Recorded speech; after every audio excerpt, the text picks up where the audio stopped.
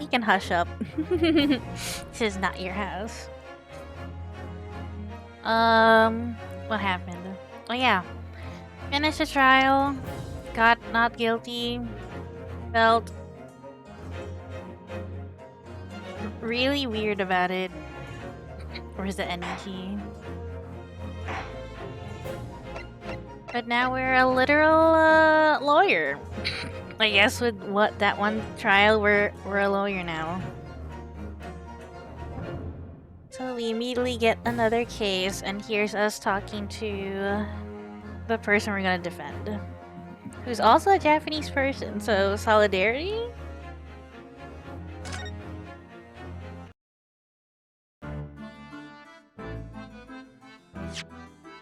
We asked him what happened exactly.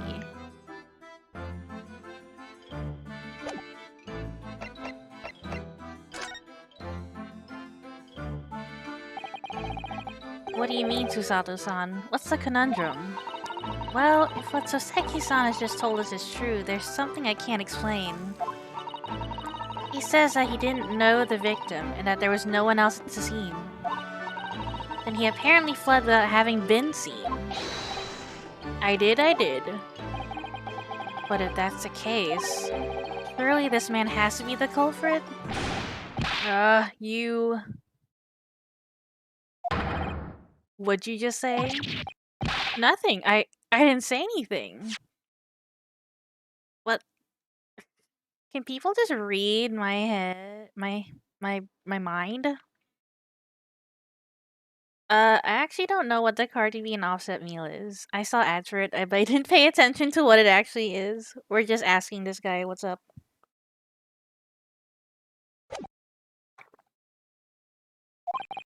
Oops. Perhaps I thought that a little loudly. Actually, that's not what was troubling me. What I was thinking was, how did Soseki-san actually come to be arrested? Sorry? He didn't touch the victim, and there was nobody at the scene to see him. So how did the police ever discover that he was there in the first place? Oh yes, she's right. 2 drinks, 2 burgers, 1 fries. No nuggies, I'm out.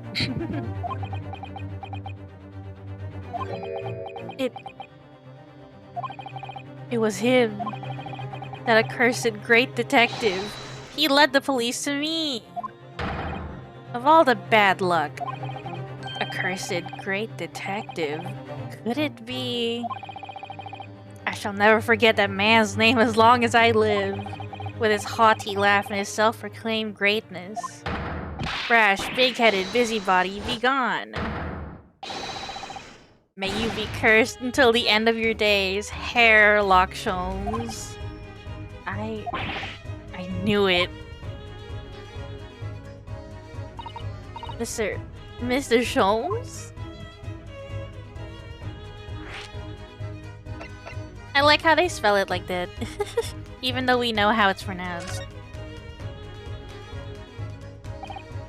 Well, I didn't expect to hear that name from this man's lips, that's for sure. It was the morning after that nightmare had unfolded on the pavement before me. Borky quarter pounder, large fry, apple pie, 2 drinks. Okay, wait, that sounds good though. I was gnawing on a sliver of hard cheese when some men suddenly burst in through the door. They started shouting at me, "This is the police! Put the weapon down!" Yes, it was a thin sliver, and yes, it was hard, but I wasn't eating a weapon. Disgusting, dietary discrimination, devils. You clearly had a trying morning yesterday. And there he was, in the middle of all the policemen, grinning like a Cheshire cat. That Herr Locksholmes. It's actually just Herlock Sholmes. He's English. I've since found out that he's a famous name in detection here in London. Yes, the great detective is really very well known. And his overly sharp mind managed to deduce my whereabouts apparently. He thinks I'm the knife-wielding madman. Me, this weak, stooped kitten of a man. I wonder what great deduction process led him to this conclusion this time. Do you mean to say that Mr. Shalom's deduction was the only reason the police arrested you? That would be really most unreasonable, you would think. Well, the thing is, I was thrown to a panic when they barged their way in. Of course you were. That's only natural. I was terrified and trembling, and they kept throwing question after question at me in impossible English. Fiendish foreign film. Wait, fiendish foreign flammery. I said film. Well, we are in England. You can't really blame them for questioning you in English. Good point, good point. But my mind went blank. I knew I had to answer, but I didn't know what to say. So I just kept repeating things like, yes I do, and I'm fine. Next thing I knew, I was in manacles. And before I knew it, I was thrown in here. Sir, why? Should just said nothing. Don't say nothing to the police.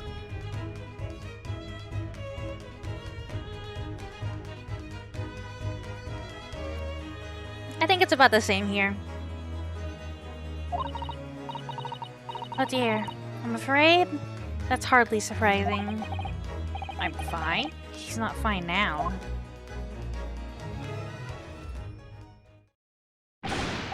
Mr. Naruhodo Esquire. Oh, you can just call me Naruhodo. And when we're speaking English, a simple mister is more than enough. Oh yes, alright, yes, they've really got to me. This country is poisoning my mind. Oh, you just missed that Herlock Sholmes put him in jail, essentially. So please, I beg you to defend me in court tomorrow. You can tell them what really happened. You'll do it, won't you? Well, why? Why is it so hard to say yes to me? Well, the thing is, I'm just a student like yourself, on a study tour. It's 'cause Herlock's a moron. A student? I have defended a case in the Old Bailey, only the one though. At this moment in time, I really don't know what I'm supposed to believe in. I'm confused about what justice in this country even means. Oh, Naruhodo-san. I'm not even the foreign student who was supposed to be here. I'm a sort of a locum lawyer, I suppose. But that armband! That's the mark of a defense lawyer from our great empire. It's a keepsake from the man who should have been here. He was my best friend. A keepsake?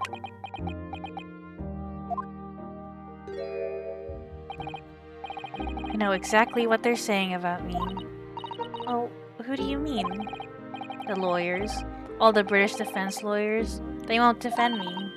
Goodness, why do you say that? For the same reason as you noted before, when it happened. There was only the victim and myself around, and I ran away from the scene of the crime. I'm not a fool. I know it looks as though I must be the culprit. It must be very hard for you, Soseki-san. And anyway, I'm a student from overseas. I'm just a foreign nobody to them, someone not to be trusted. I heard them openly laughing about me before, in my earshot without any compunction at all. Any trial for this man would be a waste of time, they said, and of course the foreigner did it. They even had the gall to say, the man doesn't understand half of what's being said anyway. That's awful. You're wrong. I studied more English than half of the policemen out there on the streets.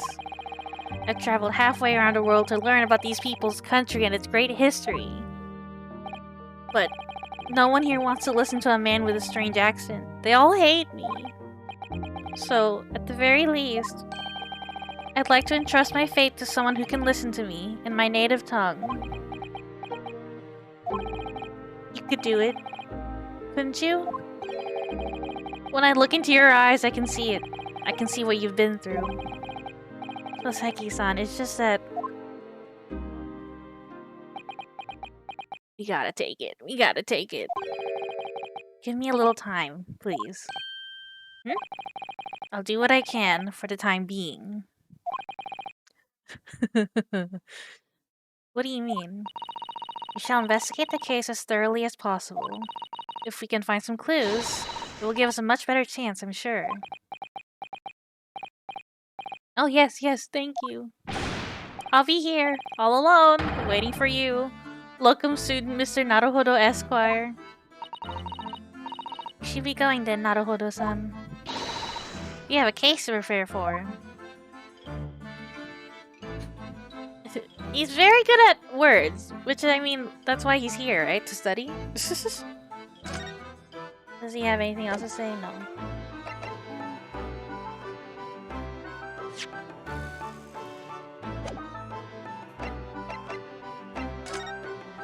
The only other place is Briar Road, which I thought I looked at everything. Oh. What's the Japanese delegation doing here? Oh, Inspector Gregson. This isn't on a tourist trail, as I'm fairly sure you're well aware. Yes, of course. We're here to investigate. So you've been to the holding cells, then? What'd you make of the criminal? He's not a criminal, as you put it, Inspector. He's a suspect. We'll see about that. You Japanese like to stick together, I suppose. What the fuck does that mean? Well, do what you will, it doesn't bother me. The bloke's in court tomorrow whatever happens, and the verdict's a foregone conclusion. Ugh, the stone-cold air of rejection. Take heart, London at this time of year is full of stone-cold air. Yeah, she reading my mind. That makes it worse somehow.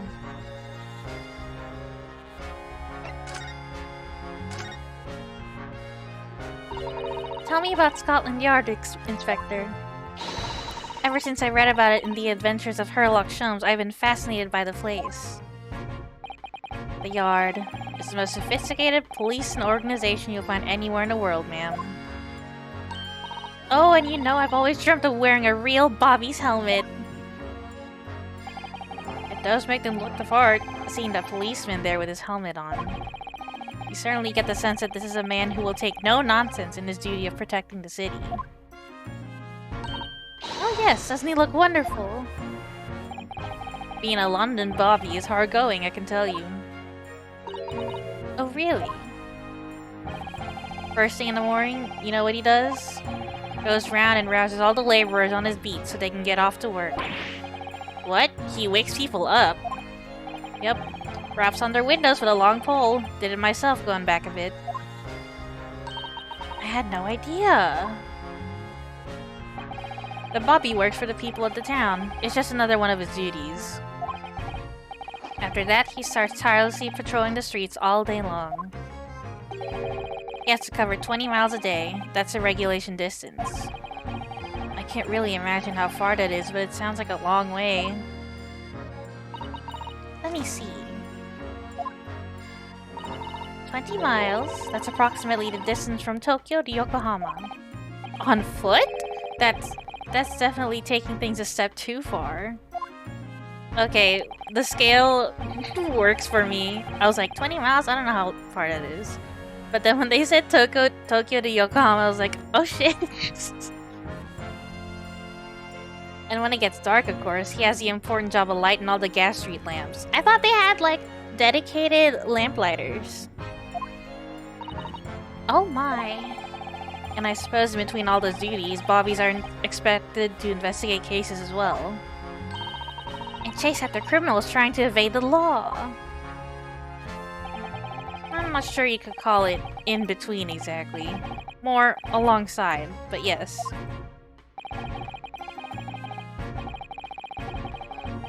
They're expected to handle those jobs as well. We do have men keeling over from time to time, I admit.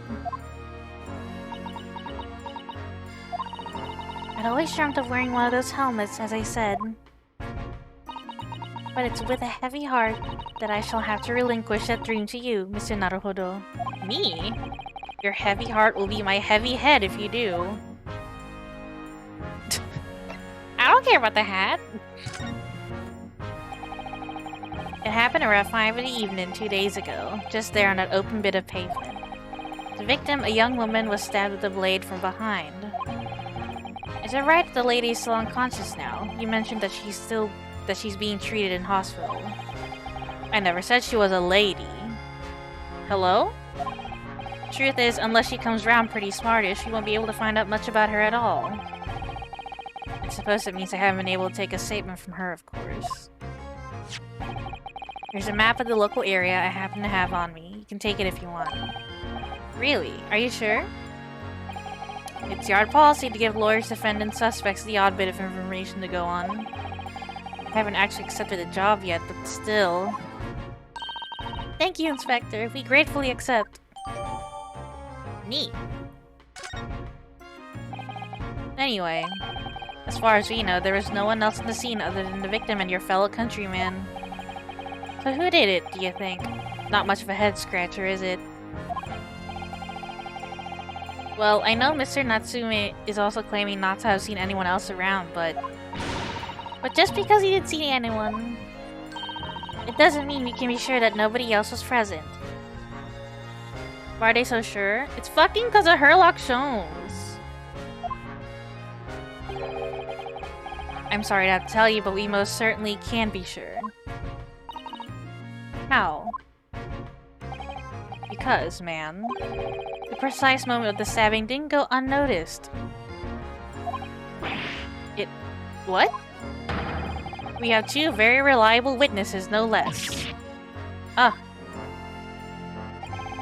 was a typical foggy London day, and your client obviously didn't see them. There were witnesses now?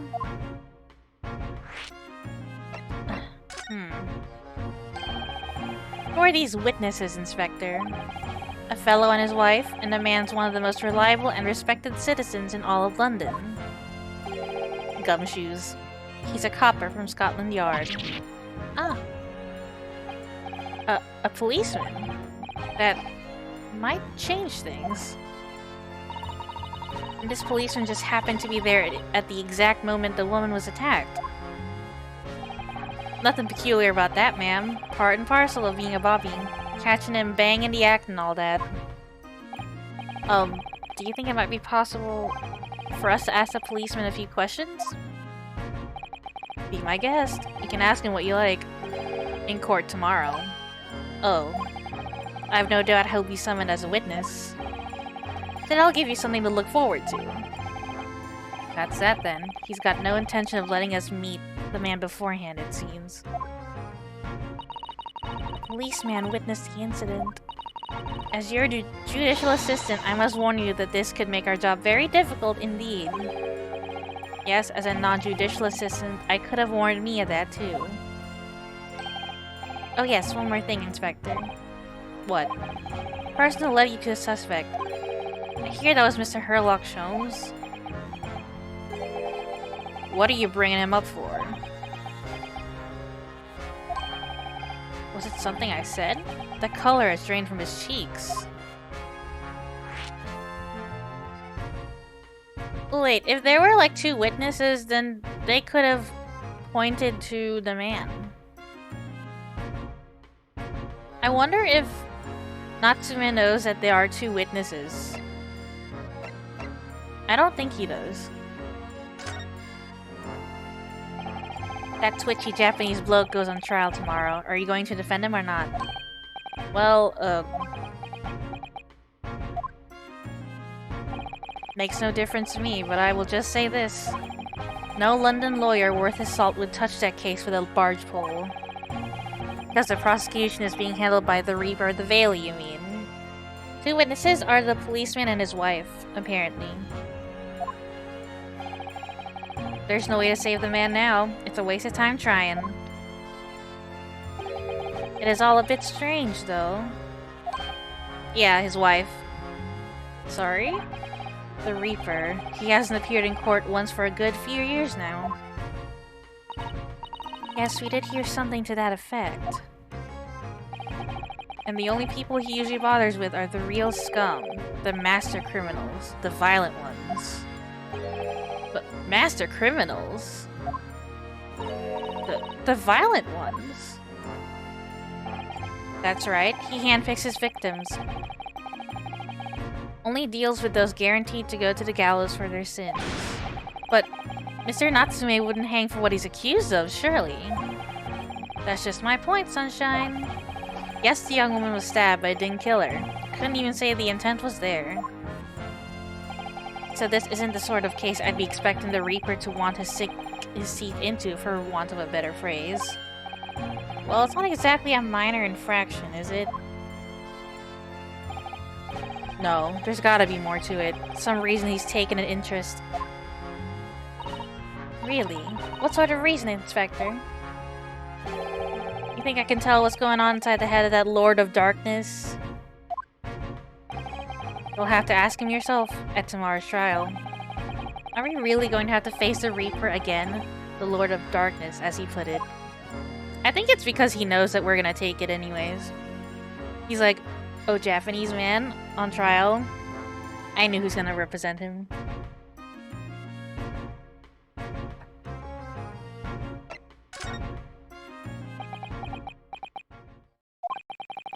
Who'd you hear that name from? Oh, well, it was Mr. Natsume who mentioned it. He said that Mr. Sholmes was with the police when they entered his lodgings. I'm sure it was a result of one of Mr. Sholmes' inspirational great deductions. Fiddle faddle. Huh. The man's an amateur. I'm getting sick and tired of him showing his mug everywhere. Oh. I don't know where he gets his information from, but he turns up at the scene of the crime. Wanders around spouting incomprehensible rubbish, and before you know it, he claims to have solved the case. Yes, he's quite astounding, isn't he? He is a great help to Scotland Yard, though, isn't he? Gibble gabble. Ah. Ever seen this before? Oh, yes, that's Rand's magazine. Wait, when can you play Resident Evil 4? The wonderful publication in which the adventures of Sherlock Holmes appears. Yes, well, that wonderful publication, as you put it, sees fit to include several of the Yard's detectives in its stories. And the so-called Great Detective makes a mockery of all of us. If you ask anyone at the Yard, it's a misadventure to be included in any Sherlock Holmes tale at all. Well, I suppose there's an element of that. We work our socks off, every one of us, only to be frumped by the public thanks to that obnoxious detective. The man's as dangerous to us at Scotland Yard as he is to all our criminals. That can't really be true, can it, Inspector? Clearly, the Great Detective and the police have a complex relationship. Wait, that's so long. That's so far in the future. Well, I don't think we're going to get any more useful information out of the detective. Bye. Mr. Naruhodo, can I make a suggestion? Oh, yes, what is it? Well, it seems to me that we must speak with him about this. By him, do you mean Mr. Sholmes? Yes, Mr. Sherlock Holmes, exactly. Look at those shining eyes. You can't wait, can you? Well, Mr. Natsume did blame Mr. Sholmes for all of this, didn't he? Yes, he did. He really did. Which makes him an involved party in the case. Are you just going to ignore that? I hope not. I assure you, it's not simply my selfish desire to meet with Mr. Sholmes again. The trouble is, we have no idea of the man's address even. It's Baker Street! How'd you know that? It's in the stories, of course. 221B Baker Street, the most famous address in the world. Oh, I see. Well, there's nothing to stop us from going, I suppose. We better try to find our way there before Susato-san gets any more excited and unpredictable. And possibly throw us over again. Hurrah! I'll summon a carriage. So we're to have a reunion already. With the great detective, Mr. Sherlock Holmes. I thought I was supposed to look around the area. What?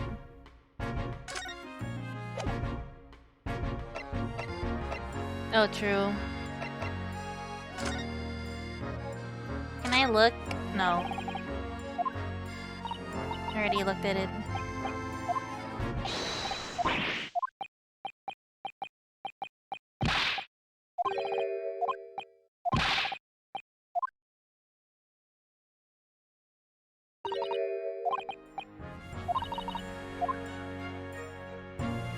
I guess we really can't do anything here, even though the detective said, "Oh yeah, you're clear to go." Liar. Just gonna double check.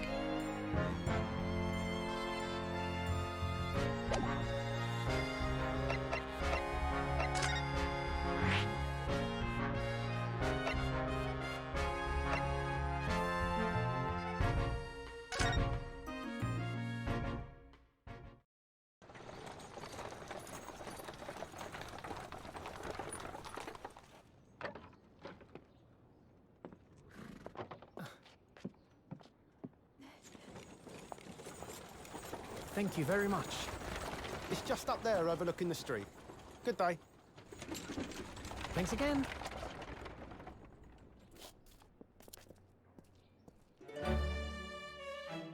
This is it. The residence of Mr. Herlock Showers.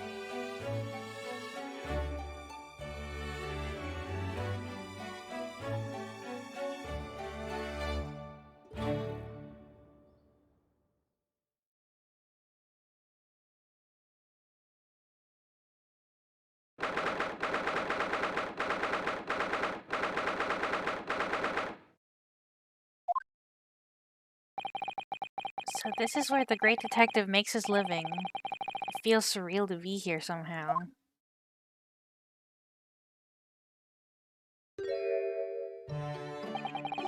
Is it as described in the stories, Miss Susato? Susato-san? Many famous cases have been solved here in this very room. Oh, I suppose they must have been... Yes. I've never read the story, so it's hard to get quite as excited about it as she seems to be. The detective chases the villain relentlessly as he disappears into the fog down an unlit London street. Oh, the thrill of it, the romanticism. Can't you feel your heart thumping in your chest? Can't you, Mr. Naruhodo? Oh, I suppose I can, yes. So if you don't mind, I'll just stand here and soak up the atmosphere for a while longer. Please, don't mind me. Ah, she's obsessed. Steal all his stuff? Well, it looks like our detective friend isn't home at present. Excuse me, is anybody home? Oh, do we have a visitor? Oh, hello! It's a big new case for Mr. Sholmes. Hello? Wait. Aren't you... Oh, how rude of me. I'll go and make some tea at once. I'm sure it's the same girl. Mrs. Sato, did you see the girl who was just here? Oh yes, isn't it truly extraordinary? To think that the King of Bohemia came to this very room to ask Mr. Sholmes to take on his case. The King of Bavaria? King Wilhelm Gottsright Sigismund von Ormstein, of course. Oh god. Sorry, I'm drawing a blank. Forget the adventures of Herlock Sholmes for a moment and look over there. The tea is brewed, and I have a freshly baked cake as well. Ah, it's you. I knew it. Susato-san recognizes her too. Ah, give back my gun, you harlot! You stole it from me. It was a visual bug, I saw it too.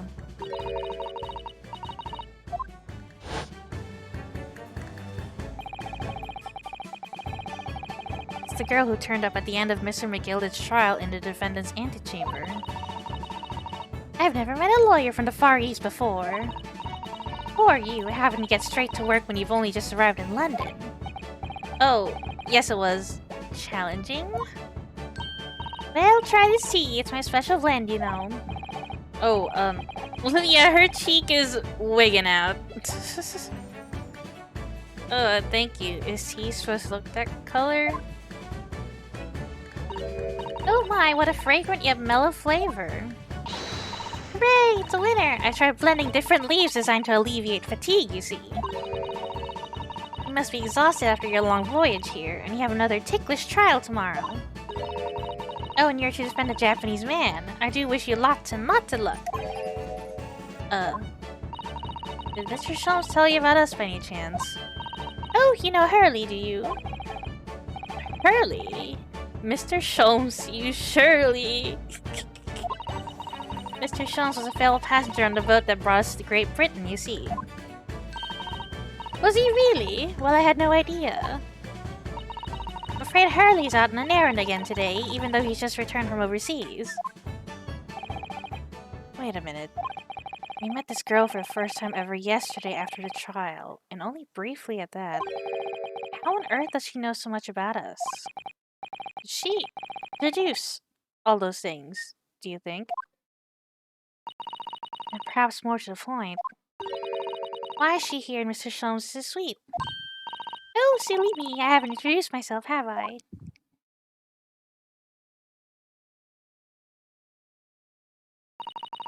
It's a great pleasure to meet you both. My name is Iris Wilson. I live here together with Hurley. Ah, Iris, is it? What a lovely name. What? What's the matter? No, wait, this can't be. Did you say that your name is Wilson? What's the matter with Susato-san? Why is she so flustered all of a sudden? Yes, that's right. And what are your names? Oh, I'm Ryunosuke Naruhodo, a lawyer from Japan. Oh, sorry. I'm Mr. Naruhodo's judicial assistant, Susato Mikotova. It's wonderful to meet you. Lovely! Susie and Runo. Got it. Susie? And Runo? There's more to this girl than meets the eye.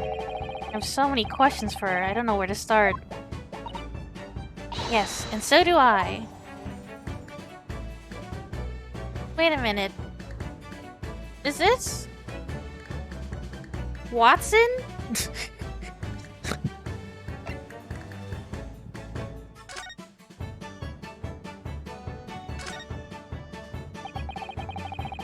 It was you that you ran into yesterday, wasn't it? At the Old Bailey. Yes, that's right. You were ever so helpful. Thank you so much. Oh no, not at all. I'm so sorry we couldn't have been more welcoming. Though at the time, we did have a rather large gun pointed at us. Like this? Ooh. Ah, thinking back now, you left with Miss Lestrade in tow, didn't you? Oh yes, that awkward witness, Gina Lestrade. Oh, Ginny! Yes, she's a professional pickpocket. So we found out. It was very naughty of her to pinch my invention like that. Are you referring to that trial-disrupting gun-like contraption? Exactly. So I followed her, you see, to get it back. Perhaps I should think about fitting a self-destruct mechanism in my inventions. This girl is dangerous.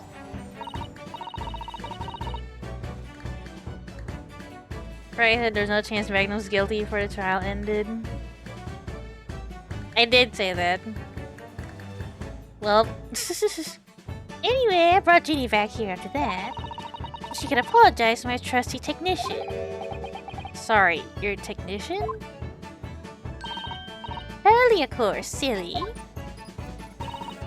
Hurley? Yes, Herlock Sholmes. We live here together. I had no idea the great detective had such an interesting young daughter. Daughter? Not likely. What? I wouldn't call him Hurley if he was my father, would I? Well then, what is your relationship with Mr. Sholmes? Well, I expect you found out that lodgings of any kind in London are very expensive. So the solution is to share the cost with a partner, a roommate. Your roommates? I hope you don't mind me asking, Iris, but how old are you? When at last is here. Well, what of your mother and father? Oh no, they're not around. Oh, I see. I wonder what the story is there.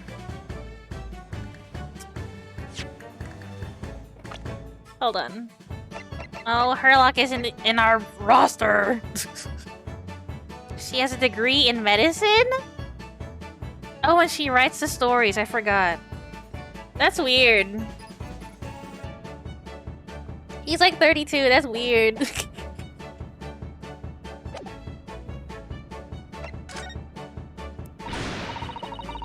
Oh yes, there's something I must ask you. Of course. Go ahead, Susie. I'm a very great fan of the adventures of Sherlock Holmes, and... Oh, you have a copy of Rand's magazine! Yes, I read every issue. It's delivered all the way to Japan on the ship. Oh, this is so exciting! My stories are being read on the other side of the world. My stories? That's right. Hurley is always solving such amazing cases, you see, and he tells me all about them. They really are quite fascinating. It would be such a shame if I was the only one who ever heard them, don't you think? No, I don't think he says that he writes them. There's just stories about him. We just don't know who wrote them. Goodness. Last night, he was telling me all about a new case he just solved on a steamship traveling from a faraway land. So I was just in the middle of typing up the manuscript for the next issue before you came. So you are the author? Yes, I'll let you in on a secret if you like. I'm going to call this latest adventure The Speckled Band. The Speckled Band? That's certainly very familiar. Of course, I always change one or two details in the stories, here and there. This time I had the idea of making a venomous snake be the cause of all the trouble. Oh, that was Mr. Sholmes' first thought as well, actually. Yes, and of course I know that a snake might not be a credible fit for the facts of the case exactly, but... It's a story. Some poetic license is justified to make it more thrilling, I think. Don't you? So, do you mean to say... Are the stories about Mr. Sholmes that are published in Rand's magazine... All written by me? Yes, on my wonderful and very modern typewriter. But all the stories I've ever read...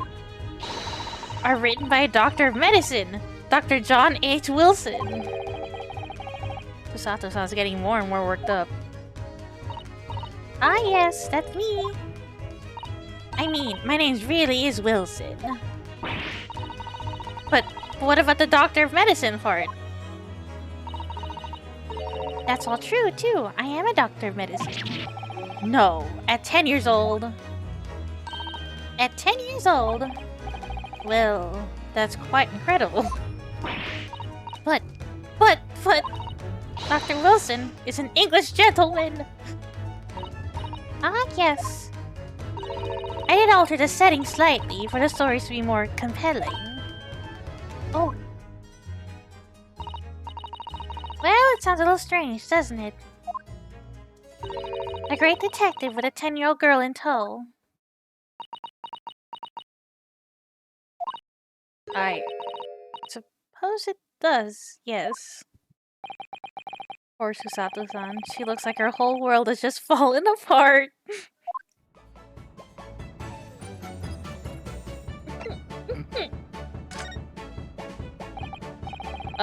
About before. Yes. What's on your mind, Runo? Do tell me. How'd you know that I was a lawyer and we just arrived in London, I mean? Yes. Oh, and that we have a difficult trial tomorrow. How did you know all that? Oh, that's what you mean. Please tell us how you did it. Explain every detail. Of course, I'd be delighted. Although, there's really no mystery. Now let's begin. Iris Wilson is proud to present her logic and reasoning spectacular. Oh, she's so cute. I can't. First of all, I knew already that you were a lawyer, Bruno. After all, I met you yesterday at the Old Bailey in the defendant's antechamber. But you also said that we'd only just arrived in London. How did you know that? I observed a passport and travel ticket protruding from your breast pocket. Oh. So I was reasonably confident that you must have only just arrived in the country. And on top of that, you accepted a case against a particular prosecutor, telling me you were unaware of London's court affairs.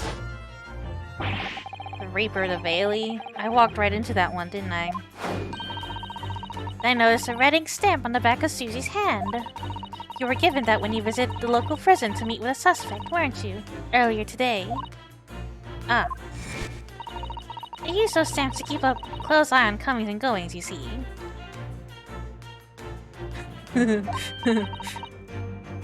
I didn't realize.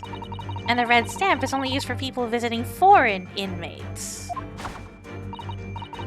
So that told me that even though you had only yesterday concluded the trial of Magnus McGilded, the two of you had already had cause to visit a foreign inmate at a local prison.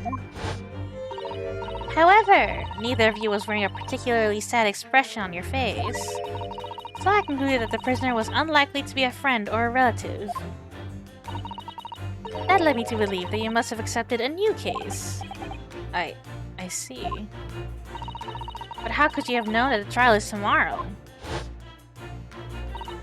Well, having barely been home for a few hours yesterday, Hurley solved yet another case.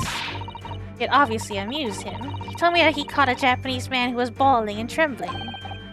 A Japanese man? Well, that clearly must have been Mr. Natsume. Now, Runo has that fancy Japanese sword. And I think your outfit is called a kimono, isn't it, Susie? Well, anyway, it was clear to me that you both come from Japan yourselves. So I put two and two together and decided you must be defending the Japanese man Hurley caught. And there was only one conclusion those facts could lead me to. You both came here to ask Hurley about the case. She is the real detective. There's a note in the mantelpiece that says the man's trial will be tomorrow. Hurley is always stabbing his notes with a knife. You know, he is silly. And that's all there was to it, really. Thank you for listening! I'm Iris Wilson, and that was one of my great deductions.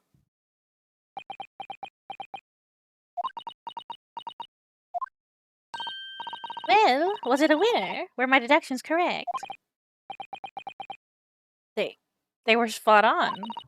That was amazing, Iris. Truly a great deduction. You even managed to ascertain something of Mr. Sholmes' delivery. Oh well, I was just copying Hurley's style for that. This is really very good news. You can tell us all about the case involving the Japanese man. You will, won't you, Iris? Please?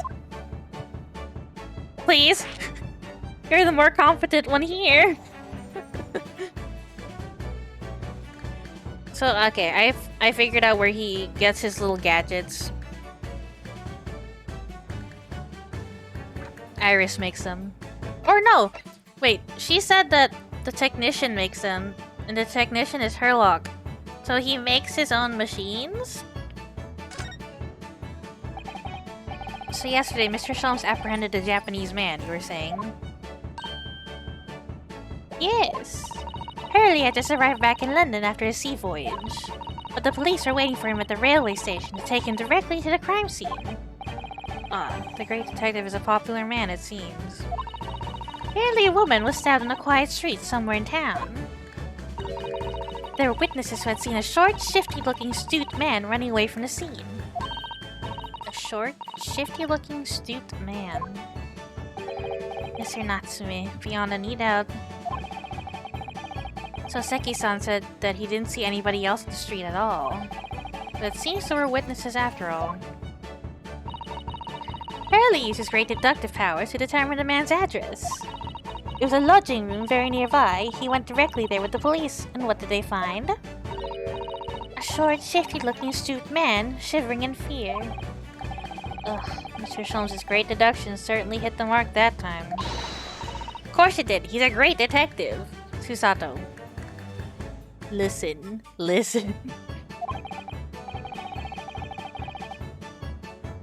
Still, that means the incident occurred only 2 days ago. Surely tomorrow's too soon for the trial.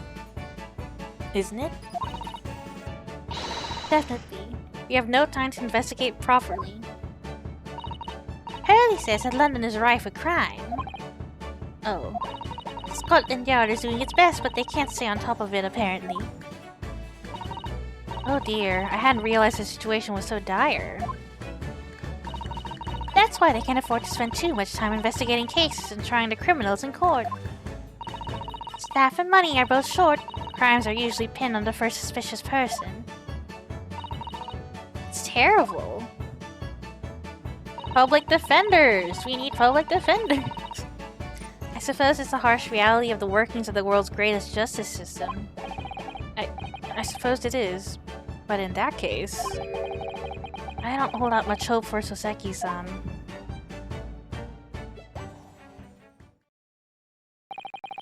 Thank you for answering so many of our questions, Iris. This has been very informative. Oh, you're most welcome. I've had so much fun. Do you happen to know where Mr. Sholmes is at the moment? As you guess, we'd like to ask him some questions about this case as well. Oh, well, I expect Hurley is still investigating the scene. Of the case involving Mr. Natsume, you mean? Yes, Mr. Natsume. Hurley said he was going to the man's lodgings. If you leave now, you'll probably catch him there. Iris, do you know where those lodgings are? Well, I imagine the police are still investigating the scene of the crime themselves, aren't they? Did you happen to come across a detective by the name of Gregson when you were there? Yes, we know Inspector Gregson. Ah, goody, in that case. Give Greg see this for me, would you? If you do that, I'm sure he'll tell you what you want to know. What is this? A 5-shilling piece and a postcard, it seems. Can I read it? It reads, "Tell the gentleman in black whatever he wants to know. I trust that won't be a problem." Gosh, this will make the inspector help us, will it? Well, thank you, Iris. We'll give it a try. Is she bribing the police? Good luck then. I'm going to return to writing my manuscript, The Speckled Band. And I'll be making more special blended tea. So come back again soon. You'd be delighted. Thank you so much, Iris. Well, Mr. Naruhodo, it's back to the scene of the crime. Fun. So somewhat dubious that they would exert any influence over the men at Scotland Yard at all. We headed back to the scene with Iris' curious note and one of the world's heaviest silver coins in hand. I wonder how heavy it is. Oh, neat.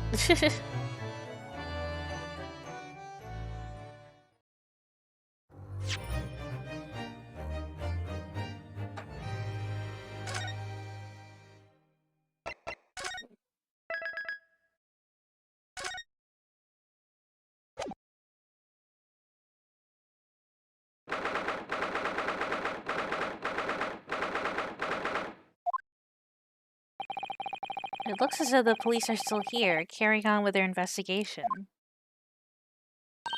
Perfect. Let's find Inspector Gregson as quickly as possible. Yes, and let's see if he'll take a break from his chips to look at that silver tip Iris gave us for him.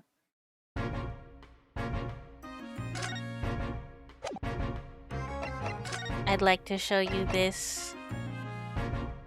Wait. Okay, that's their address.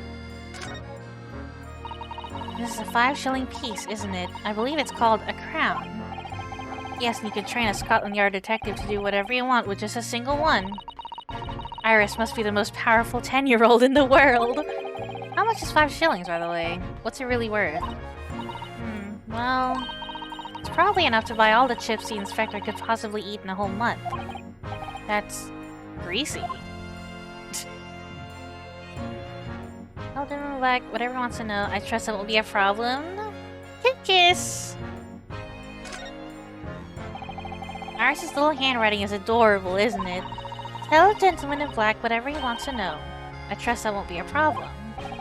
Yes, the handwriting might be adorable, but the message is ominous. There's no room for sentiment here. I'm sure it's simply the way you're interpreting it, Mr. Naruhodo. Anyway, I do hope the inspector will tell us what we need to know when he reads it. You don't think it will just make him munch piping hot chips until steam comes out of his ears, do you? Well, that wouldn't be an entirely terrible outcome. Iris... What I miss? Oh, we are literally like, Iris must be the most powerful 10-year-old in London because of this message. Inspector Gregson? Do you have a moment? I'm sorry to say I don't. I'm a very busy man. Much too busy to talk to a pair of foreign gadabouts, that's for sure. We have these for you. A present from Miss Iris Wilson. What? For me? From her ladyship? Her ladyship? Give that here, at once. Come on, hand it over. That's for me. Ah, don't wait for me to give it to you, will you?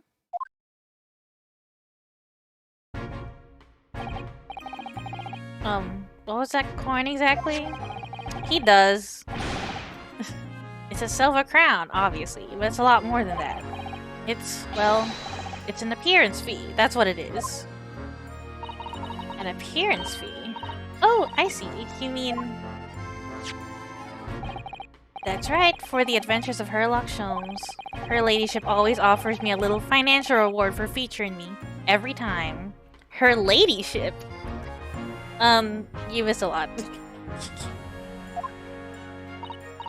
He is holding chips.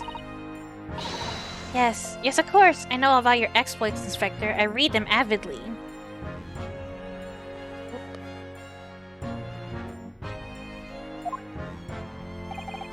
Of course, her using my name without my say-so does make me the butt of a lot of unpleasant jokes, but still.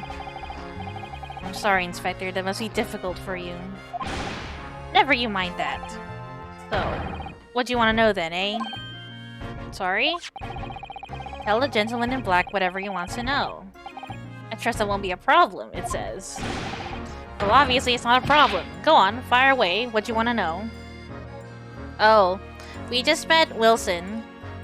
Iris Wilson, who's Watson, and she's a 10-year-old girl living with a 32-year-old man.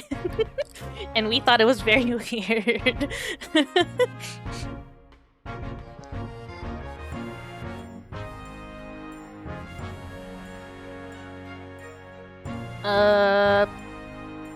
That is just what happened, yeah.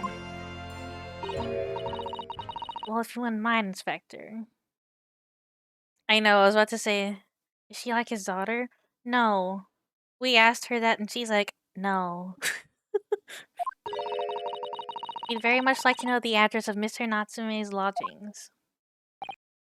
Ah, the little knife-wielding, mustache Japanese fellow. They're roommates. He lives in the right old hovel. It's just over there, look. Oh. On the first floor of that house on the corner where that wreck of a bicycle's propped up. That is nearby indeed. If I remember rightly, the landlord is a Mr. John Garadeb. Right, well, if you see her again, you make sure you give her ladyship my regards, you hear?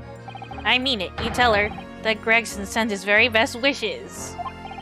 Don't worry, Inspector, we will. Okay, I guess he has a fan club or something.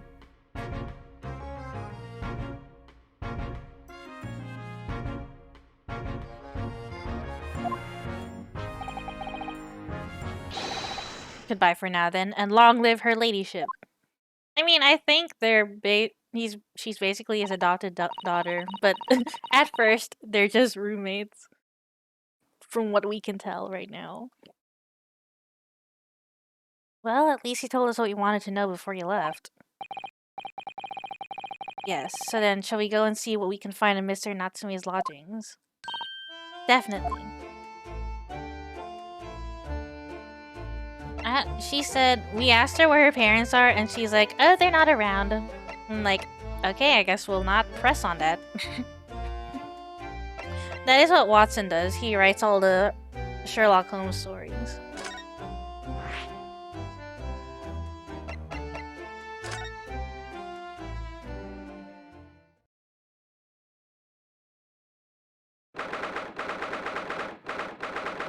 She's 10 years old and competent.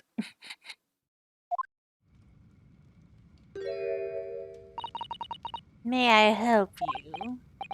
Ah yes, would this be the residence of Mr. John Garrideb? Indeed it would, sir. And who may I say is calling?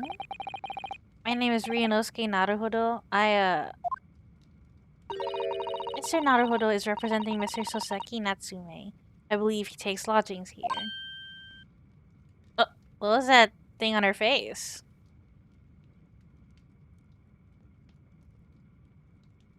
Did Herlock pretend to be stupid, or he I think he's... I don't know. He's a mystery. We would very much like to ask him some questions about our client. Does she...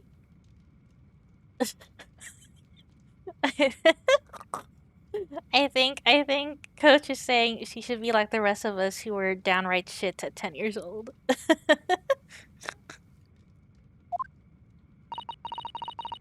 One moment, please. I shall convey the message to Mr. Garrideb.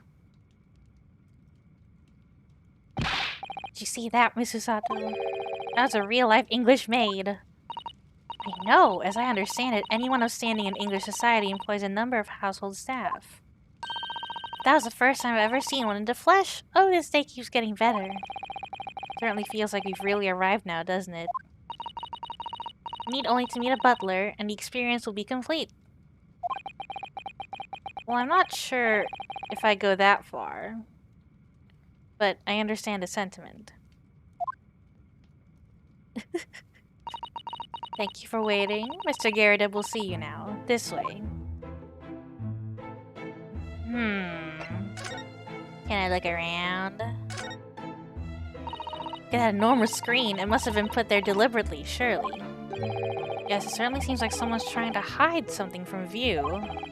What could be behind it, I wonder? I'm going to have a very quick look.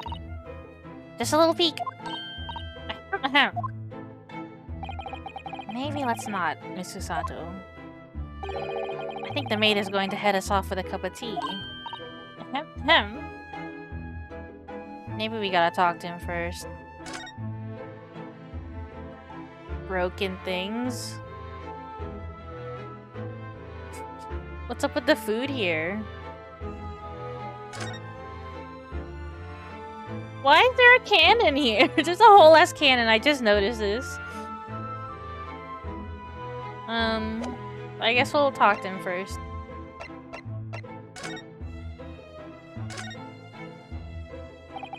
Good day to you. John Garrideb at your service. Pleased to meet you, sir. This is Ryunosuke Naruhodo. He's a defense lawyer. Do excuse me not getting up. Took a shot to the knee a few years back in the Battle of Meiwan, don't you know? Oh, I took an arrow to a knee.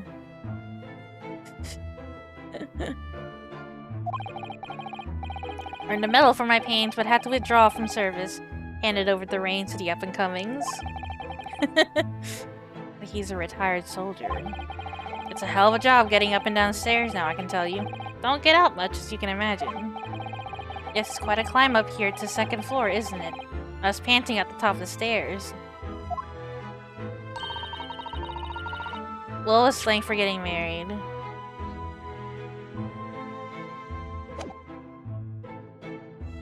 You really must take more exercise, Mr. Naruhodo. Ugh, do you think so? Well, Mr. Garrideb, no doubt you were very courageous to earn yourself a medal.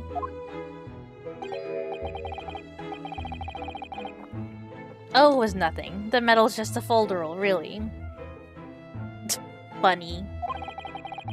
Wouldn't like to offend the general, though, so I grudgingly displayed it on the wall. Grudgingly? Why don't you fetch it down, Joan? Let these good people see it properly. Joan, fetch the— Oh! Dash it all, woman. Be careful. Oh dear me, I do beg your pardon, sir. You jolly nearly took the skin off my hands. I should be more careful, sir. So anyway, there you have it, living the quiet life now. Yes, I see. Now then, I hear you want to know about the chap lodging downstairs, is that right? Yes, we would be very grateful if you could answer some questions for us. Only two please, naturally, especially if it helps to keep the peace here in Blighty. We forged an alliance with the Empire of Japan recently, as I'm sure you're aware. So this case is very much in the public eye, as it were. Oh, is it? Even had some famous detective poking around, you know, in this old house, would you believe? Yes, Mr. Herlock Sholmes. Could have been. Didn't catch the chap's name. Not really my cup of tea, all that detective business. Oh, but you have a copy of Rand's magazine here, so... Eh? No, Anyway, the chap's investigating the foreigner's room as we speak. So he's in Soseki-san's room. It's a bally nuisance is what it is. The whole neighborhood's switching its curtains now. I don't like all this fuss. It's jolly unsettling. Okay. About Mr. Natsume then, Mr. Garrett, please do tell us. Ah yes, the Japanese chap. Only been lodging here for a week. Oh, just 1 week? So you moved in very recently then. There are 2 lodgers most of the time, one on the ground floor and one just below us. The first floor room became available a week ago, you see. Oh! Dash it all, Joe, and do be careful. Oh my goodness! I'm terribly sorry, sir. You want to know my opinion? I thought he was a shady sort from the moment I set eyes on him. Well, her cheeks are like... I wanna touch the cheeks. Oh? Why? He seemed to have a most nervous disposition, always shaking and looking over his shoulder. The man had shady written across his sweat-soaked brow, if you ask me.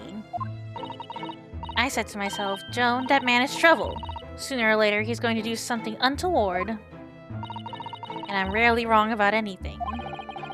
Won't be calling this man as a witness, that's for sure. Was there anything else that struck you as suspicious about the man at all? Yes. Oh yes, indeed there was. And she's dying to tell us. He is stirring his tea with his pipe. Had you noticed anything else at all about your lodger, Mr. Natsume? Why is her face like that? She said that he's sussy, but then every time we say his name, she's like, hard eyes emoji.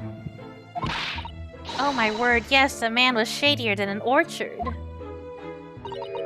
Could you elaborate? Well, take the man's room. Absolutely stuffed full of books it is, more than anyone could ever read. And he never so much as passes a time of day with another living soul. I haven't seen a single visitor call. He just trots off to that old bookshop every single day and comes back at 5 to light the gas fire. The funny little man is up long past the time everyone else in the house has gone to bed too. Oh, I see.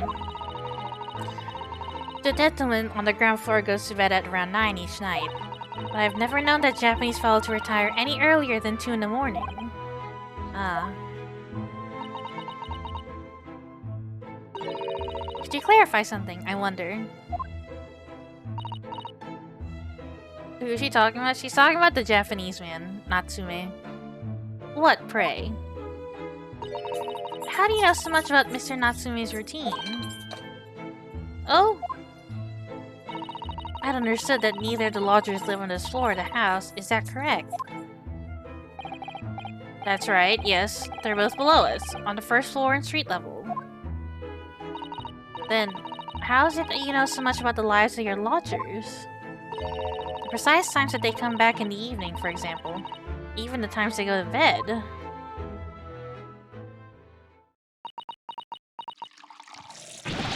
Ah! Good grief, Joan. Be more careful, woman. Oh my goodness, sir. I'm terribly sorry, sir. Do they do that to, like, not answer questions? I think that's what they do. Something doesn't add up here. Yeah, they're not answering our questions. Seems that the incident took place at around 5 in the evening. Did you happen to look out of the window at around that time? The window? Yes, we noticed that the window over there looks out over Briar Road. The incident that took place on the pavement just the far side of the street. Was there anyone suspicious loitering nearby? 5 o'clock is dinner time in the Garridebba household. Oh god! I'm also tired. So I'm afraid I don't remember seeing anything. How about you, Joan? No, sir. It would have been dusk outside already at that hour. And with the fog as well, I should think it would have been quite impossible to see the other side of the road. Oh, I see. Do you notice anything else out of the ordinary, then? Such as... anything at all, even if it seems unrelated. Well... yes? Was there something then? Well, it's nothing particularly significant, but at around that sort of time of there... For the love of God, Joan, watch what you're doing. Oh dear me, what have I done? I'm awfully sorry, sir. There's so much tea. In her little teapot. Do be more careful, woman. Of course, sir. If I may, Mr. Narrow Hollow. Oh, yes? I have an exceedingly good memory, and as far as I remember, nothing of any significance took place here at that hour. Nothing at all. He's hiding something. Oh, really? Mr. Garrideb? The way you were talking before, it sounded rather like there might have been. Oh, well, as I was saying, it was just a trifling matter, really. Nothing of... Joan, dash it all. What is the matter with you, woman? Begging your pardon, sir. Nothing happened. Yes, quite. Nothing happened. We sat down to a quiet, uneventful meal. Joan? That's right, Mr. Garrideb. What is the matter with these two? Sounds like something happened here in this room on the evening of the incident. But what? I wish I knew.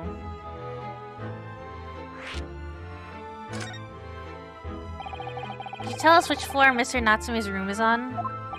They're gonna have to be witnesses, and I'm gonna hate every second of it.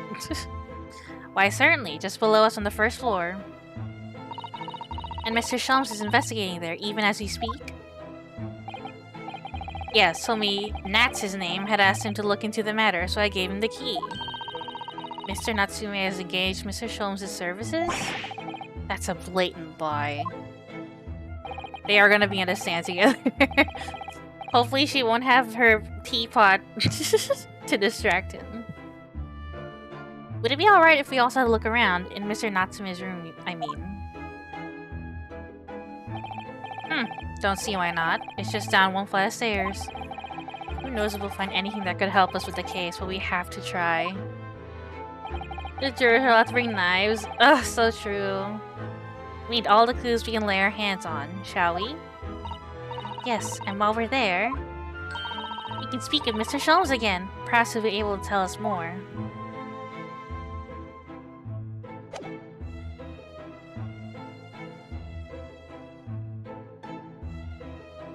Something happened here, but I can't... It's a full-size cannon. What's it doing in here? Oh my, it's real! I thought it might be a replica. That old thing? Bah, that's a little more than a toy. Sorry? The armor was selling it off when I retired, so I decided to give it a new home. Never know when the enemy might attack next. Jolly useful to have a cannon about the house. Is it? Really? It isn't overkill? Be prepared, I always say. You never know what this twisted world is going to throw at you next, boy. Do you think there may be trouble brewing, Mr. Garrideb? Always is. Take Joan here. Never fails to have a clean apron in reserve. Drives him over the barrel, you see. They drive very well in the cannon there, Joan tells me, which rather proves my point, I feel. It's been reduced to a drying rack. No wonder the huge cannon looks like it's hanging its head in shame. I think there's no tobacco in there. I notice you have a pile of books here, Mr. Garrideb. Do you enjoy reading? Ever experience a London winter, boy? The nights are long. No better way to pass the time than in front of the fire with a jolly good book. Oh, there's a copy of Rand's magazine here, I see.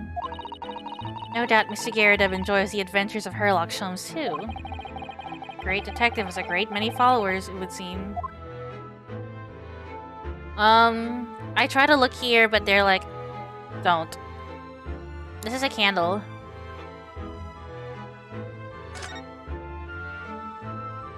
Where it came from? It must have come from here.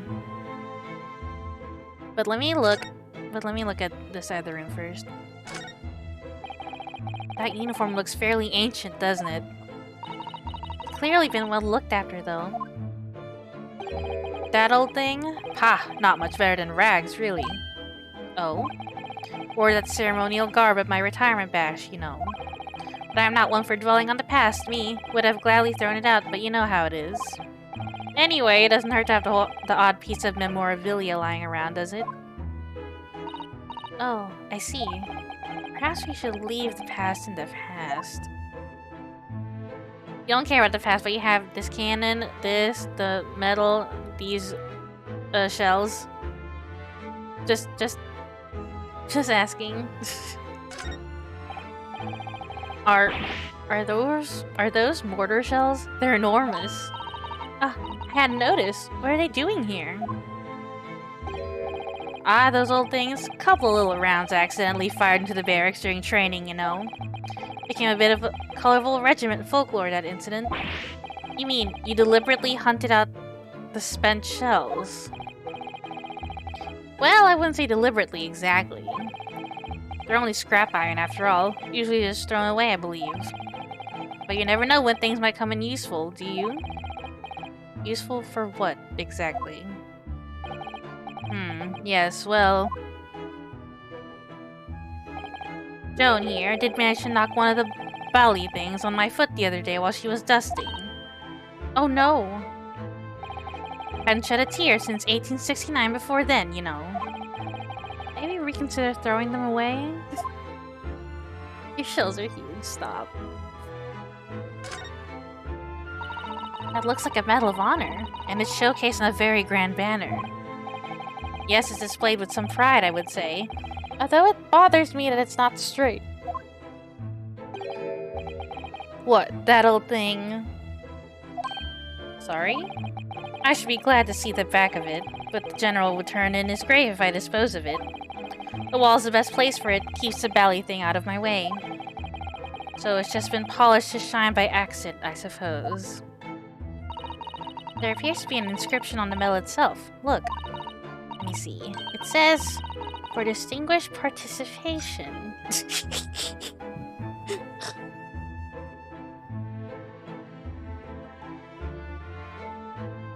Well, is this a participation award? Sounds like the kind of honors even I could be in line for. Well, one doesn't like to blow one's own trumpet, but I was given that for my time in the army. Can't measure an officer by the number of medals to his name, of course. Common knowledge in military circles. I don't know. So, how's your knee? That portrait of Mr. Garrideb is glaring at me, I swear. We noticed that all the little frames contain photographic prints of Mr. Garrideb as well. Yes, and there seems to be a statue of a lion on the mantelpiece as well. Ah yes, seemed to come back from the local pawnbroker with that little trinket. Seemed to come back? What do you mean? The chap who runs the place is a bally wizard. Went in to sell him something and came out with that thing. In point of fact, now I think about it, I rather often find myself leaving the place with something I don't need. The lion ornament certainly does seem surplus to requirements. Chisatsu-san doesn't pull her punches. Or her throws, for that matter.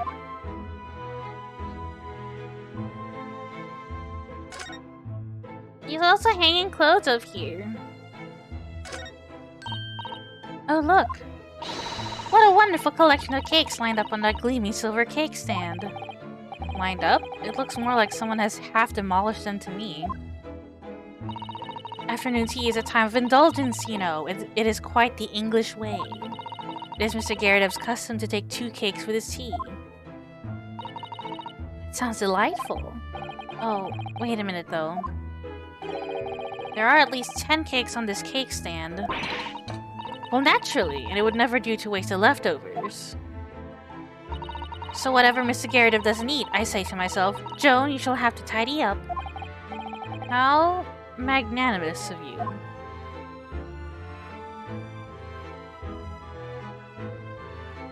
It looks like something happened on this wall.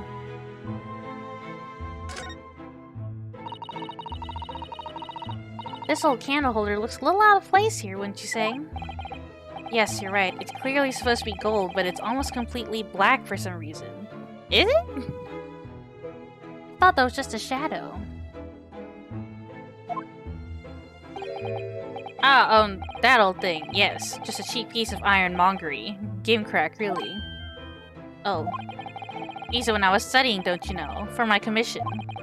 I know it's old, hardly worth hanging on to, really, but, well, still has its uses sometimes.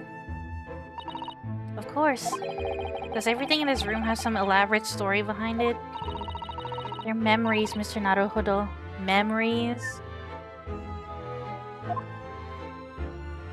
Oh, I just noticed the rug. You're so right. I think... Okay. Lit candle. Knocked it over. Burnt this part of the rug. Burnt whatever this is behind it too. I think that is what happened last night. Or like the night in question. Is that blood? Where? I think it's just a rug. Burnt. Look at this crockery on display here. It's rather unusual, isn't it? Oh my, a genuine London dresser. Isn't it delightful? Although the shelves seem to be broken, and the crockery is... Oh dear, it's in pieces! It really is. The word cracked wouldn't do that chinaware justice.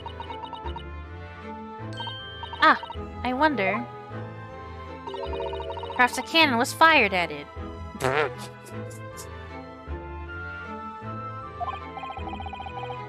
Yes, probably something like that, but let's not delve too deeply here. I mean, here? Or here?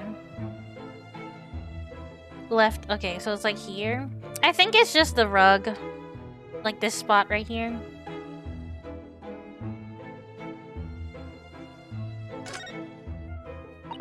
This window looks out over Briar Road, where the young woman was attacked. Oh yes, I can make out the policeman on the far side of the road investigating the crime scene. The glass is rather murky, isn't it? You can't see very clearly. Does this thing open at all, I wonder? I shouldn't underestimate the bitterness of a London winter, sir. Sorry? As soon as you open that window, the tea will freeze in the pot. No Londoner would go opening windows at dusk in the middle of winter, I assure you. Seems very unlikely that these two would have seen anything of the incident then. If it's messy as fuck. But they just won't tell us what happened that night. I guess they're embarrassed. Or were they having dinner together or something?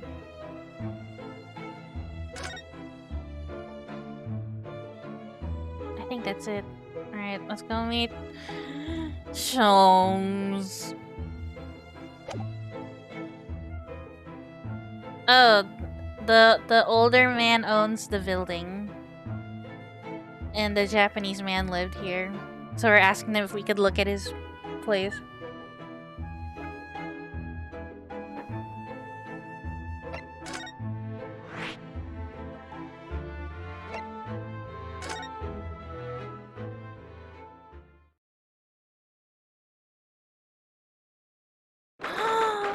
at the little cat! That's what I think too. Whoa, just look at this place. Smell it. It's so musty in here. Suppose it's the mountains of old books that are responsible for that.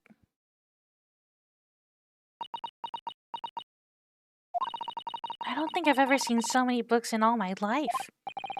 No, me neither. It's so dark in here, too. Is that the window over there? Well, it was the window, I think, yes, once upon a time. For some reason, it's been closed up with bricks and mortar.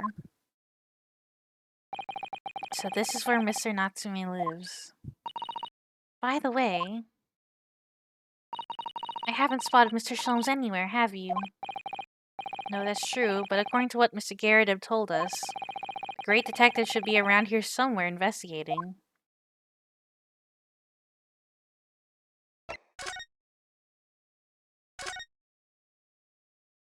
I don't see him.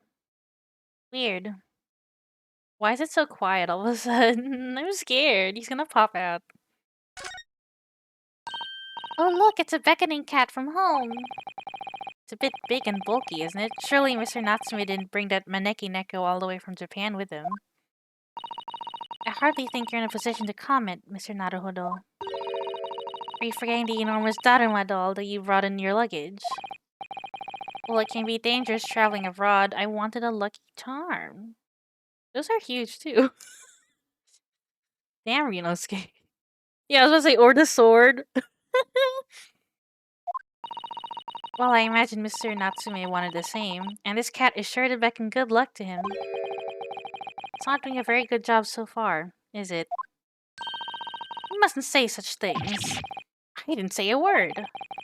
Why are my eyes such a giveaway? I think she can read your mind, but that's just me. Look at all those books stacked up there. They almost reach the ceiling. They're all works of English literature, and they all smell so musty. With this volume of books to hand, you'd never be short of reading material, would you? No, what a dreamy idea. A bad dream, maybe. For me, at least. Ryunosuke can't read. Mind you, I don't imagine the book that's at the bottom of the pile now will ever be read again.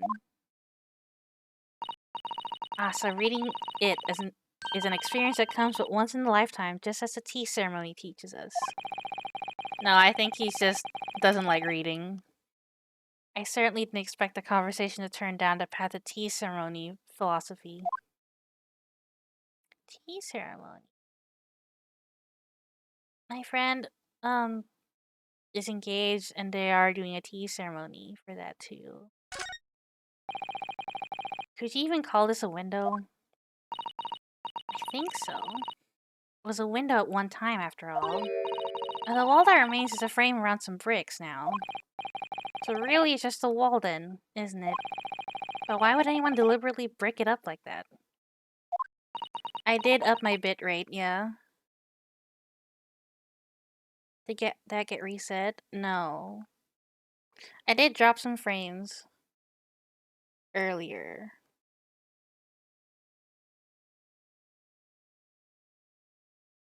I'm afraid I have no idea. Ah, perhaps Mr. Natsume painted the brick design in on a fit of whimsy. That's alarmingly feasible. Anyway, whatever the reason, the lack of ventilation here makes the place very oppressive. It does. I imagine being cooped up in a room like this would be extremely trying.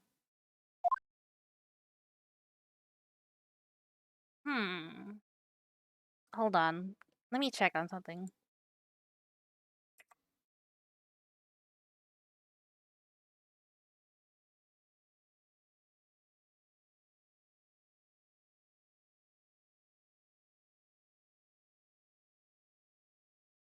My VPN's not on, so I'm confused.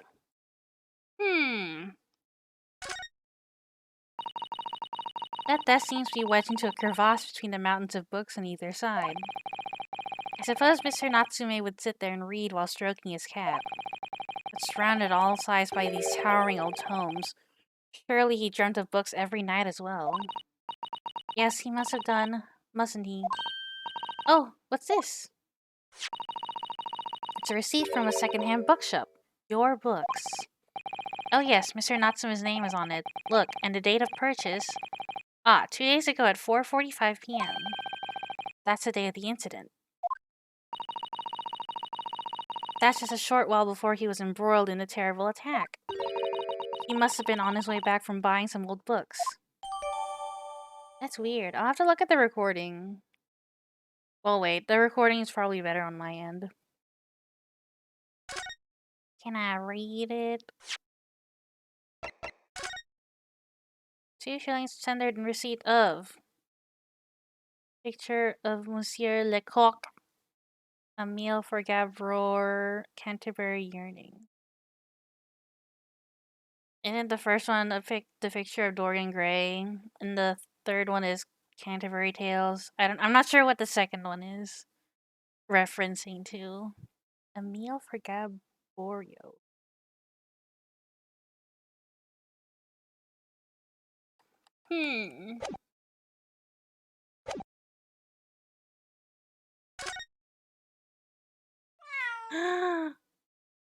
Baby.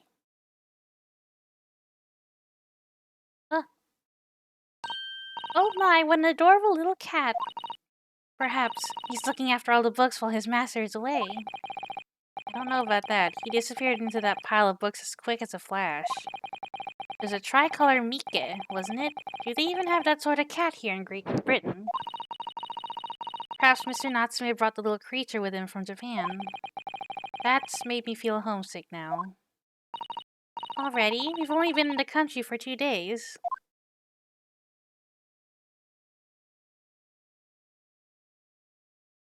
Mike.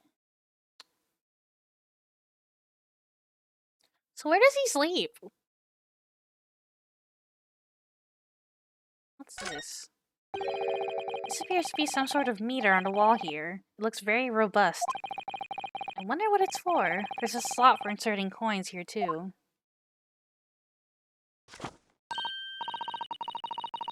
Ah, I believe that is a gas meter, Mr. Naruhodo.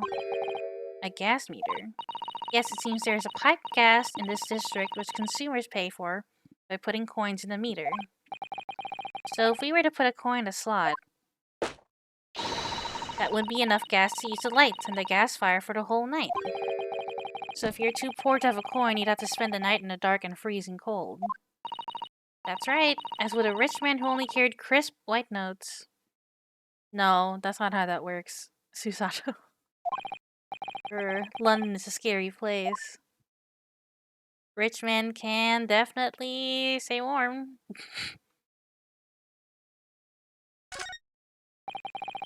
Look at all these balls of paper on the floor. There are notes scrawled all over them, in English. Looks like the waste paper basket is so full they've just fallen out.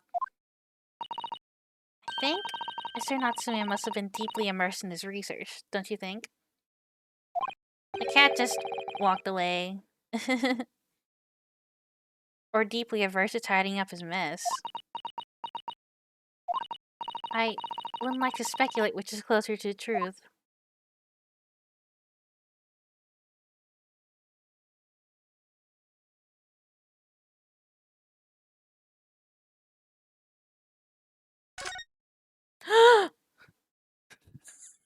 I knew it. I knew he was just gonna pop up like that.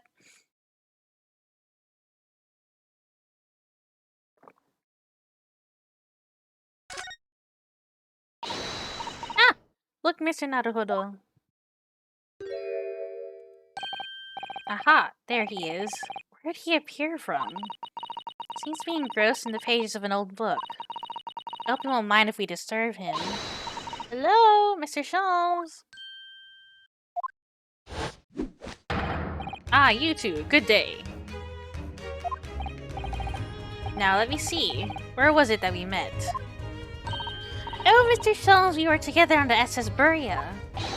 Yes, of course, the Buria. Let me see. What happened on that voyage? It was Kazuma Soki. He died. Tragically. If we strangled in here, no one would know. No, Wilson would know. You were a great help to us. Ah, yes, but of course, the case of Mr. Asogi. It was the one with the snake, wasn't it? Oh, well, you seem to remember something of it, at least. What an honor to be remembered vaguely by the great Herlock shows. This is Mr. Oh, no, my dear madam, hold your tongue. I pride myself in my superior powers of recollection. Your names are safely recorded in my brain attic. Oh my god, he has a mind palace. Well, wait, let's see how well this mind palace works. Miss Naruhodo. And Mr. Susato. Close. Try it the other way around, Mr. Sholmes. Ahaha! I lose the first round.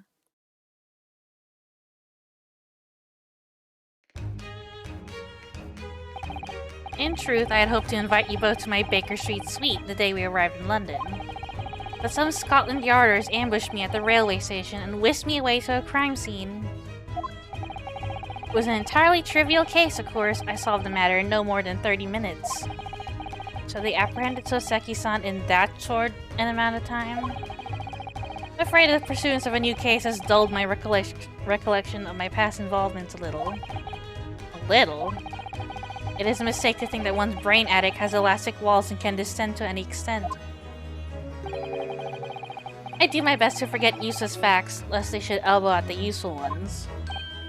Yes, those are my own words of inimitable wisdom, you know, from an adventure entitled A Study in Scarlet. Please, there's no need to quote yourself. I don't always remember my pearls of wisdom, but fortunately my associate pens them beautifully. He means Iris, I suppose. Mr. Sholmes, I have some extremely important questions to ask you about the trivial case you just mentioned. Goodness, what an earnest expression. My dear madam, I should be only too pleased. And this murky room is an apt place to discuss the murky case. Bitch. We know this to be the lodgings of a Japanese foreign student by the name of Soseki Natsume. It seems that you assisted in his arrest, Mr. Sholmes, for the stabbing of a young woman outside here on Briar Road. Natsume. Yes, I believe it was a name rather along those lines. But Mr. Natsume denies it. Was it really justifiable to arrest him on so little? I'm sorry, Miss Susato, but I have not the slightest idea what you mean. What? I can't believe he was looking Susato-san squarely in the eye while feigning ignorance. I assure you I am not merely feigning ignorance. It would appear as if the pair of you are under some misapprehension. Maybe Ryunosuke is so easy to read. Oh, how? I assure you I have no recollection of accusing your stupid compatriot of the crime. But that doesn't make sense. The good detective of Scotland Yard made the following request of me, and I quote verbatim. We need you to ascertain the identity and whereabouts of a man seen fleeing the crime scene. Ah, a man seen fleeing. There were a number of books scattered on the pavement at the scene. From the book plates, I was quickly able to determine the bookshop from which they had been purchased.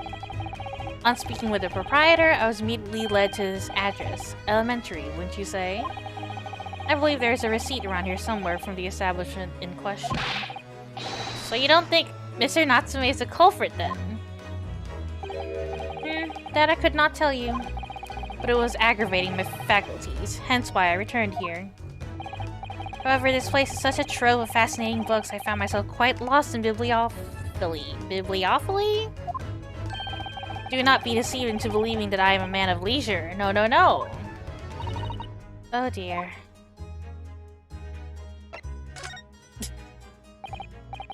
Tell me.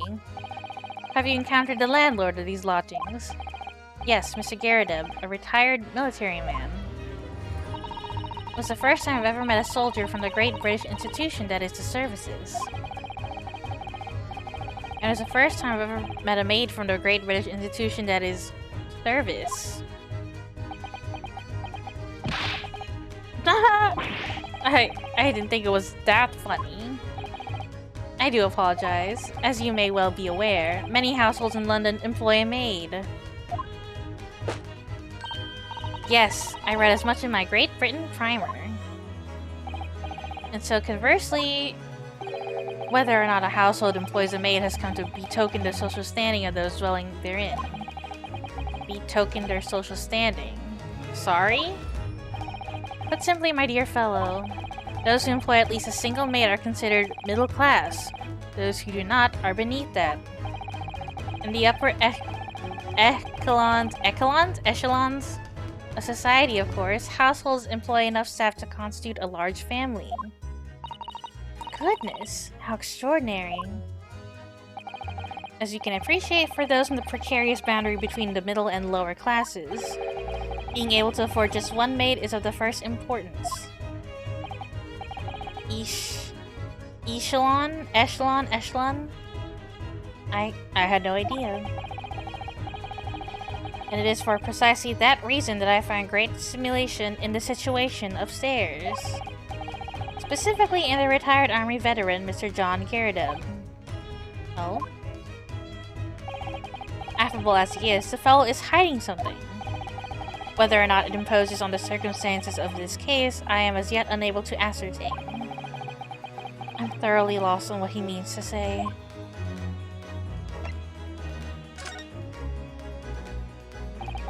This room is thoroughly suffocating for the soul, my dear fellow. I assure you, any man whose lot is to dwell in a place such as this will stab somebody sooner or later. Jeez.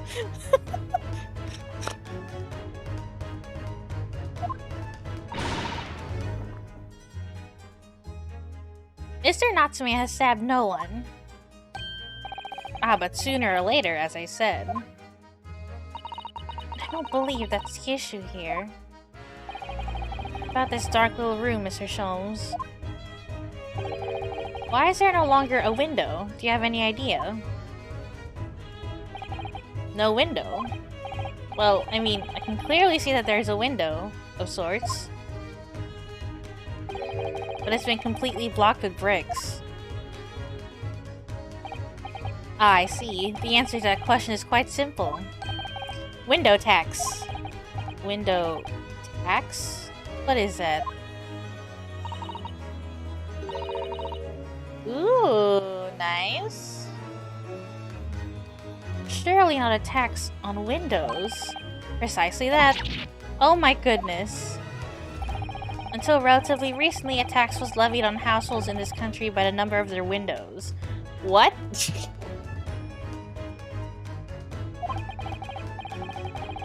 Those of lesser means, having inherited a sizable and costly family home perhaps, rapidly close windows up. While the rich open windows here, there, and everywhere. In an effort to curry favor with those in power by furnishing them with large sums of tax money. I've never heard of this before. How awful and unjust, forcing people to live in rooms devoid of light. Indeed, disease was rife as a result. So some 40 years ago, or thereabouts, the window tax was abolished. Its legacy remains, as you can see, in squalid lodgings such as these, for example. Suppose Mr. Natsume's stipend for living here in London isn't very generous, perhaps. Would appear so. I've done a little digging, and discovered these lodgings were offered at an extraordinarily low price. Because the room is so awful, I should think. Apparently, Mr. Natsume only moved in here about 1 week ago. Predecessor of modern property tax.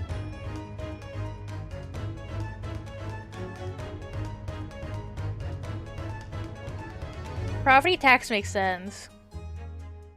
But window tax? Yes, that's correct. However, I don't believe the low rent is explained by the shabby nature of the accommodation. Oh? Still, that is of little relevance here, a matter not worthy of further attention. Are you sure? I'm curious now. That means it's important.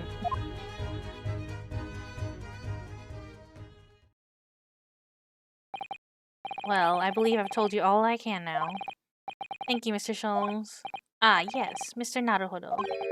Was it not your intention to become a practitioner of law? You remember that, did you? Will you perhaps be offering your services in this very matter, I wonder? To the occupant of this room, Mr. Natsume, was it? I'm not sure. Not sure? On what grounds? Well, I actually defended someone in court here only yesterday. Really? Well then I congratulate you, sir, on an ambition realized, and so promptly, too. The thing is, it's really made me question things. Am I right to believe in my clients? To trust in their innocence? Yes. Trust. Mr. Sholmes, Mr. Natsume didn't do it, did he? My dear fellow, I haven't the first idea. Oh, he admits it. Oh, but I thought that's why you were here. Didn't you come back to investigate? Ah, yes, that was indeed my initial intention. But there are simply too many fascinating books here. I couldn't possibly ignore them. Oh, I see. Nevertheless, there are two facts that I can say quite unequivocally. Maybe Ryunosuke won't be having self-doubt. I don't know. I don't think anything changed. I think that question was just a wash. The man who fled the scene of the crime 2 days ago was a Japanese occupant of this room, and there are witnesses who swear to having seen the same man commit the crime. That is all I can say. Ah, and one more thing. Oh, what is it, Mr. Sholmes? Tell us. I cannot say with any certainty whether or not it is of relevance to this case, but I'm quite sure that the retired army man who owns his property is hiding something. Mr. Geradev is? Mr. Sholmes said as much before, actually, didn't he? Anyway, at present, that is really all that plays on my mind in relation to this case. Mr. Naruhodo. As yet, our investigations have uncovered nothing that could help establish Mr. Natsume's innocence. No, you're right. Perhaps it's time we probe a little deeper into Mr. Geradev's secret. Just remember, I cannot be sure whether the landlord's secret will prove to be of relevance or not. But I wish you every success, of course, Mr. Naruhodo. Yeah, I was about to say, we already knew this. A busy man indeed. He's gone back to his book in the corner of the room. Is he really? Oh yeah.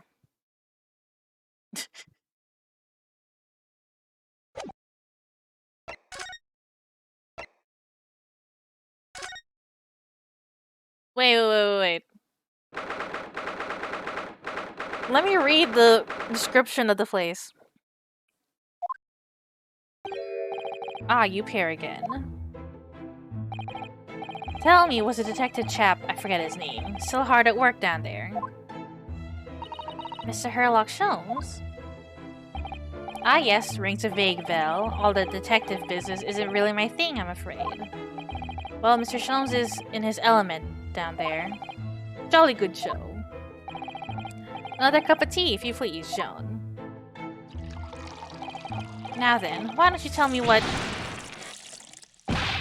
For the umpteenth time, woman, will you watch that what you're bally well doing? Bally? How do you say that? Bally? Bally? I shall be serving dinner shortly, sir. Ah, yes, of course. Frightfully rude of me, but I'm afraid I shall have to ask you to take your leave, if you'd be so kind. Oh yes, of course. We are deeply grateful for all your assistance. Not at all, not at all. Don't get much chance to talk with young foreigners like yourselves. It's been a pleasure. Best of luck and all that. Perhaps you could see yourselves out. According to Mr. Sholmes, Mr. Geradev is hiding something. Since no other avenues of investigation seem open to us at the moment, perhaps we should do some digging. He is in this room right now. I see his little bag on the side.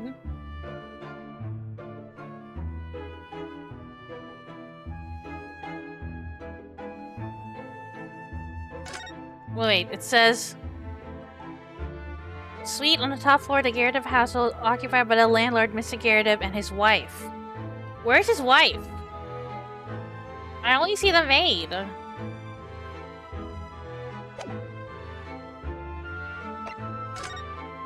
I don't know, he disappears and appears very often. Why is he like this? What's he doing over there? Push. He can't open the windows. Mr. Sholmes? Aha, we meet again, my dear fellows. Good gracious, when did you sneak in here? Sherlock Sholmes, sir, at your service. Whatever were you doing by the window? I am given to watching the evening sky at the sunsets, madam. Yet sadly cheerful as the room downstairs undoubtedly is, it lacks an aperture for such observation. So I took the liberty of borrowing a small corner of space by the window up here. Well, keeping an eye to one's windows at dusk is the prudent thing to do in London, I'm gathering. Ah, and one other thing, Mr. Naruhodo. Oh, me? I thought perhaps you might be in need of a certain great detective's great mind. Ooh. Wait, that's a good... That's a good, deduction right there. Wait, he's not talking about... Is he? I didn't expect to be going through that again so soon. Do you mean, Mr. Sholmes? There's a mighty secret in this modest room. My eyes see even the most trivial of trifles. I take it you're prepared, Mr. Naruhodo. I think so. There is just time enough for one of my greatly admired great deductions. Let us conclude the matter before dark. Please don't point out the obvious. Well, I don't know. You might say something. Mr. Garrettov, though it would seem you are a military man of considerably distinguished service, your standing as a landlord is most certainly not what one might call first-rate. I'm afraid, sir, that it is all too clear to me. I did not watch the 10-minute power hour. There are two conclusions I have been able to draw by careful observation of your living arrangements. I beg your pardon. The first is that even as we speak, you are concealing the presence of a ferocious beast in your care. What? Eh? And the second is that as a result of the beast's violent rampage, you have lost something very dear to you. Mr. Naruhodo, look. The old man's broken out in a cold sweat. Unbelievably, it seems Mr. Sholmes' conclusions are both spot on. How could you possibly? How could I possibly know, you mean to inquire? The answer couldn't be simpler, sir. We're in the dense jungle of logic and reasoning. I am the king of beasts. Hello?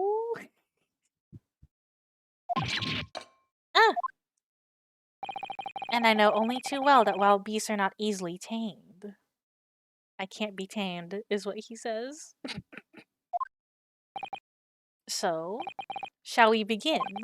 Once again, Sherlock Sholmes is proud to present his logic and reasoning spectacular.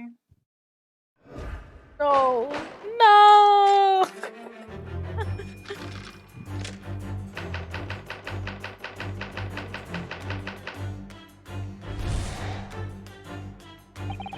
Certainly shouldn't take a great detective to see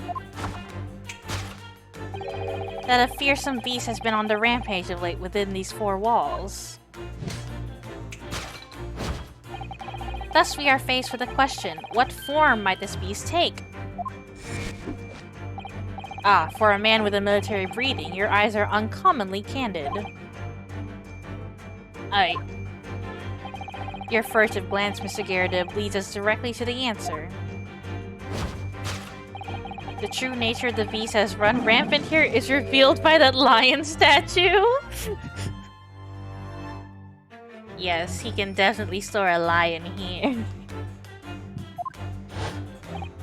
Yes, though an army man, you appear unimposing at best. A fact that has fueled your admiration for the mighty lion, the king of beasts. What is this piffle, I ask you? In the end, your admiration became so great, in fact, that you had a living, breathing specimen shipped from India, which you tried to keep in this very house. What? Wait. The side of his face. There was something on the side of his face when he turned.